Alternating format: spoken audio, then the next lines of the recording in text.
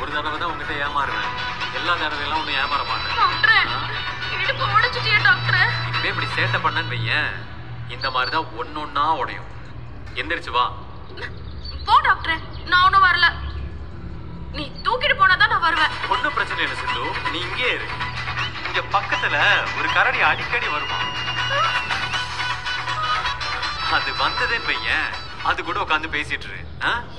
என்னது கரடியா? ஆமா, அது தலை நிறைய மல்லிகைப்பூ வச்சிருந்தா தானே பாக்குறதுக்கு நல்லா இருக்கும். நீ பாக்குறதுக்கு எப்படி இருக்க தெரியுமா? தேவதை மாதிரி இருக்க. என் மகாக்கா உன்னை எங்கேயாவது வெளியில கூட்டிட்டு போக சொன்ன. நம்ம 2 பேரும் இன்னைக்கு வெளியில போலாமா? நிறைய புது படம் ரிலீஸ் ஆயிருக்கு. உனக்கு என்ன படம் பிடிக்கணும்னு சொல்லு, போய் படம் பார்த்துட்டு ராத்திரி ஹோட்டல்ல சாப்பிட்டுட்டு அப்புறமா வீட்டுக்கு வரலாம். என்ன சொல்ற? ஆசாசியா மல்லிகைப்பூ வாங்கிட்டு வந்து அது உன் தலையில வச்சு விட்டா கீழே தூக்கி வீசுற மாதிரி எல்லாம் செய்யற. எனக்கு இதெல்லாம் பிடிக்காது. மல்லிகைப்பூ பிடிக்கலையா? இல்ல என்னையவே